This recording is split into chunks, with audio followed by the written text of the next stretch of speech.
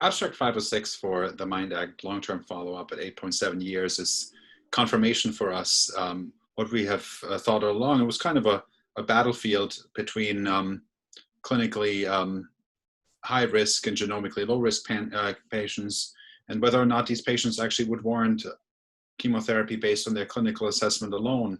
I believe it's reassuring that we have actually seen now almost a decade worth of follow-up that confirms for us that the outcomes in these patients are A, excellent, and B, uninfluenced largely by chemotherapy, allowing us to safely omit chemotherapy in this patient population of women with early stage breast cancer to avoid the long-term complications of chemotherapy and the short-term impact that chemotherapy will have on these patients. I believe it's truly a step towards precision tailored approach for patients with breast cancer, with early stage breast cancer that is hormone receptor positive. There were a couple of additional pieces of information that we learned this year about the Mindact and the BLUPRINT data that helps us confirm, further sharpen our assessment of the individual prognostic and predictive impacts of cancer. But for our sakes of treating patients in the early stage patients, I believe this is further affirmation of the Category 1 guideline support for treating patients based on their genomic risk assessment. Well, what we're seeing in terms of younger patients is that they're always a population, obviously, of higher concern.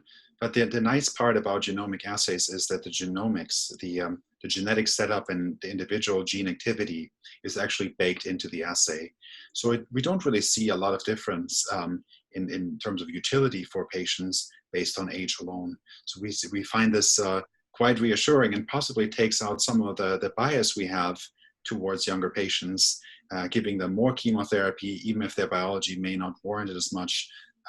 It's certainly one of the fields where we can tailor our therapies. And it's also a population where the long-term consequences of chemotherapy may have a much larger impact and much larger concerns with regards to secondary malignancies, myelodysplastic syndrome, leukemia development, etc. So I think age as a factor is covered very nicely with these genomic approaches to early stage breast cancer. It's actually quite helpful to reassure patients that this data is applicable across all age groups. MAMMAPRINT and BLUPRINT are two separate tests that help us both prognostically and predictively assess a patient's tumor. We obviously know the higher the aggressiveness, the better our probabilities are for a response, which is paradoxical, but confirmed in many settings. It's helpful for us to actually confirm some of the older diagnostic tests of immunohistochemistry and FISH activity for HER2 assessment. Obviously, this is an unbiased approach where the expression levels on mRNA levels are actually quite indicative of the actual pathway activity of HER2, help us classify these cancers, especially in diagnostically challenging situations where you may have chromosomal abnormalities that may be more difficult to assess.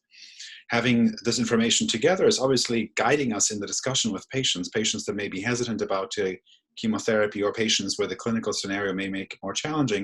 We obviously have a lot more confidence in selecting chemotherapy as a treatment option for a patient if an assay is predictive to provide a very strong benefit, or vice versa, if the benefit is predicted to be very minimal and the clinical situation may have additional concerns.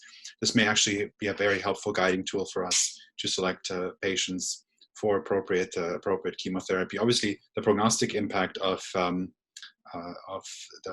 MAMMAPRINT assay has been established for a long time. Having the predictive aspect of the combined assay evaluation is one that will help us in the clinic to guide our discussions for treatment recommendations substantially better, and much more so the actual currently limited to 3 markers kind of scenarios that we're using in basically an approach that has been unchanged for 20 years. So definitely genomic information here is moving into the early stages of breast cancer treatment and really guides us as a beacon of light, and only gives chemotherapy in the appropriate setting for patients that truly benefit from it.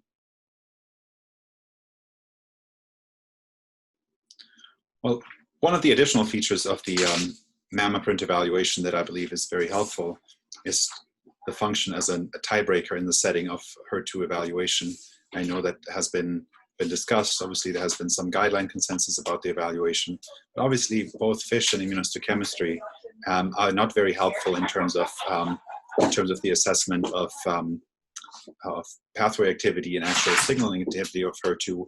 I think this is going to be one of these features that we'll utilize as a tiebreaker for diagnostic evaluation, and may eventually abrogate the need for HER2 evaluation by FISH. It's a fairly expensive test. It requires a certain amount of viability of the tumor. So there is some challenges that frequently leads to the reflex evaluation in borderline cases or in difficult to interpret cases by immunohistochemistry, which is also very descriptive markers that are not competing in the contextual setup of a genomic test. Obviously provides us much more guiding information for these borderline cases. If we go back to the original Herceptin trials and trials that are looking at HER2, we'll actually be seeing a HER2 low category. It'll be very interesting to see what the cutoffs eventually are going to be. This is clearly not a black and white spectrum, but many shades of gray that are actually different in terms of their treatment expectations and their responses. I believe if we were to go back to the original samples that were obtained for the Herceptin trials, we would see that many of the HER2 positive assessed tumors may actually be HER2 intermediate or HER2 low in future assessments. So genomic testing is here to stay, and certainly it's going to provide us a much more quantified readout than the currently applied technologies in pathology.